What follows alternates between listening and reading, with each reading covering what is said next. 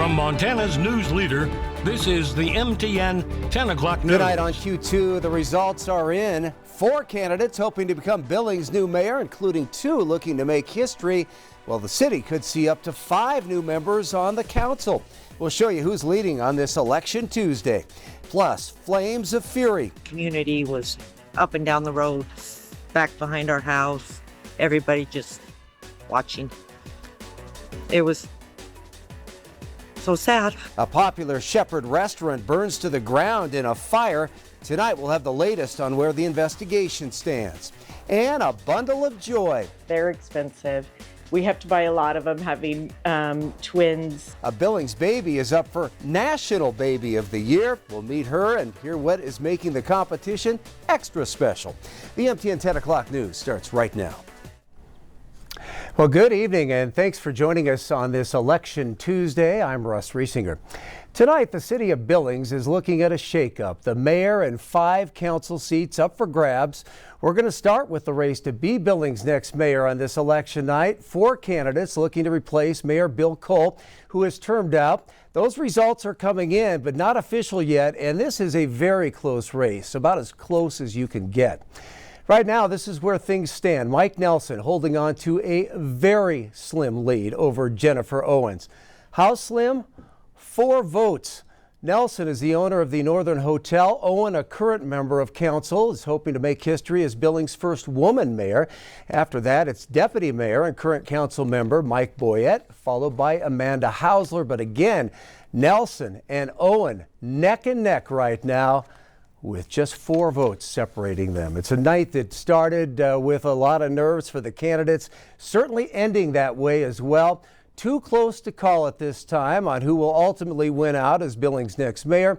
Our Charlie Kleps has been tracking this race all night, joins us now with more. Well, Russ, that race for mayor is now down to 2 candidates, but the race continues to be too close to call.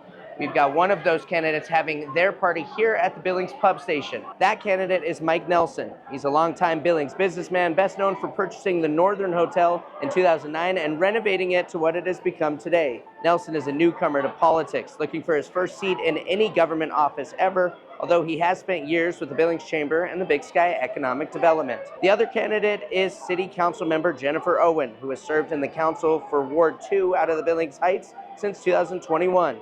Owen is a lawyer by trade and says she aims to provide a more hands-on approach if elected mayor. She's receiving a lot of support from conservative voters. Both candidates were understandably on edge following the close poll results, which at one point showed Nelson leading by just 4 votes. I think we probably are just getting started, but you know what? Let's count the votes. Let's count them correctly. No matter how long it takes, let's get the right result. Everybody's got a right to vote, and their vote is important. I think people are engaged or excited. People have been very wonderful throughout this campaign process. I'm incredibly grateful. So we're just going to see how it plays out tonight. There's a chance we'll have some more results from the polls tonight, but at this time it's going to look like it'll be solved in the morning or even into tomorrow evening, with some of those rejected ballots being corrected all the way up until 5 p.m. tomorrow. We'll have all of those updates at ktvq.com, and we'll continue to follow this race closely on air, and online. For now in Billings, I'm Charlie Kleps, MTN News. All right, thank you, Charlie. Now let's get to the Billings City Council races. 11 candidates vying for 5 wards. Ward 1 will definitely see someone new, with Mark Nicholson and David Redmond up for this election. This is to replace Ed Gulick, who is not seeking a second term. Nicholson, a retired psychiatrist, opening up a big lead, appears to be on his way to a win. 3 candidates for Ward 2 out in the Heights: Ernest Hammer, former Yellowstone County Commissioner Dennis Pittman, and Cassie Strong. This has turned into a very close race as well, and former Yellowstone County Commissioner Dennis Pittman leading Cassie Strong by 115 votes right now. It's Ernest Hammer in 3rd. Amy Aguirre and incumbent TJ Rogers in a race for Ward 3 in Midtown in the South Side. Rogers was appointed to this seat back in February when Denise Joy took a spot in the state legislature. And Aguirre, a newcomer, on her way to winning this rather easily. with a nearly 700 vote lead right now. Another newcomer appears to be on his way to a win in Ward 4. Andrew Lindley with a more than 300 vote lead over the incumbent right now, Daniel Tidswell. And rounding out the city council races, Ward 5 on the west end will have a fresh face. Former PSC Commissioner Tony O'Donnell with a large lead over Patrick Olp. This is to replace Tom Roopsis, who is not seeking a second term. And in Laurel, the mayor's race also up for grabs on this Tuesday evening. Dave Wagoner seeking his second term, facing political newcomer Heidi Sparks. And if you need more proof that every vote makes a difference, look at this. Right now, Wagoner holding on to a 9-vote lead over Sparks. And as always, you can find all these results online on our website, ktvq.com. We'll have an update coming up at the end of the newscast, and more, of course, tomorrow on Montana This Morning. Well, reaction is pouring in around the political world after the death of former Vice President Dick Cheney. Cheney, who was born and raised in Wyoming, passed away from complications of pneumonia and cardiac and vascular disease. Bradley Blackburn has more on how Cheney is being remembered.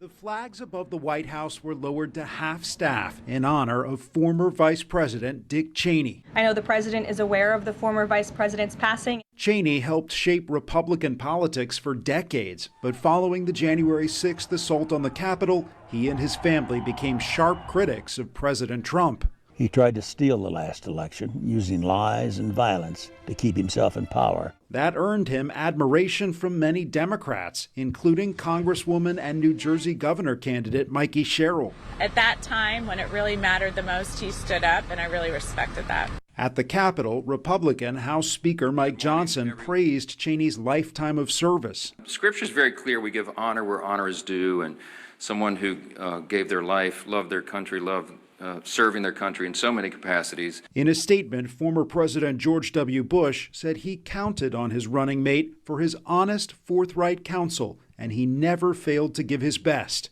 Cheney's family said he was a great and good man who taught his children and grandchildren to love our country and to live lives of courage, honor, love, kindness, and fly fishing. Cheney's career was defined by September 11th and the War on Terror, greatly expanding the vice president's role in the White House. You know, for most of American history, vice presidents were irrelevant. But when we think of a powerful vice president, when we think of a partner in governing, Dick Cheney is the one that comes to mind. Dick Cheney was 84 years old. Bradley Blackburn, CBS News, New York. Wyoming Governor Mark Gordon offered this on Cheney's passing, saying Wyoming has lost one of its own. Former Vice President Dick Cheney served our nation with an unwavering sense of duty shaped by the grit and resolve of the state. Dick carried Wyoming values with him, his steadfast commitment, quiet strength, and a fierce belief in America. A UPS cargo plane crashed on takeoff from the airport in Louisville, Kentucky today, igniting a massive fire on the ground and leaving at least 4 people dead. The FAA says that plane was bound for Honolulu, with police issuing a shelter in place for 5 miles within the airport because of the explosion and all the heavy black smoke. UPS's main hub, called World Port, is located there in Louisville. The FAA says it will investigate the crash with the National Transportation Safety Board. Well, tonight the Shepherd community is still reeling after flames tore through a longtime local favorite, the Feedlot Steakhouse. Investigators spent the day combing through the damage, trying to figure out what sparked that fire, while residents and former employees relived memories from the last 25 years. Our Will Wagner reports. The neighbor called and he said, "You gotta go look outside." And I came out and it was ablaze. It was just flames shooting from the ceiling. Deborah McDonald worked at the Feedlot Steakhouse for 23 years. She lived just next door. The community was up and down the road, back behind our house. Everybody just watching. It was so sad. The steakhouse is currently under a contract for deed and was closed for renovation since October 15th. Our last day was 15th, so about a week before that, she came in and said that she was closing the restaurant. As soon as she took over, we were more than welcome to reapply if we wanted. Drones could be seen flying over, investigating the extensive damage. Yellowstone County response vehicles were on site, and a federal agent was expected on scene later in the day. While the cause of this fire isn't expected to be known for days, the people in this community are already missing what once was. People from town come out. Lots of people that would have their Christmas parties, their wedding receptions. I think it'll be missed. In Shepherd, Will Wagner, MTN News. Well, a longtime landmark in Columbus is officially no more. This is all that remains of the McDonald's restaurant there. It was demolished this week after serving that community for more than 30 years. Until it closed back in April, the Columbus restaurant was the only McDonald's along a 100-mile stretch of highway between Livingston and Laurel. The building was battling structural issues caused by sinking ground. That site will now be used as parking for Town Pump, which is expanding next door.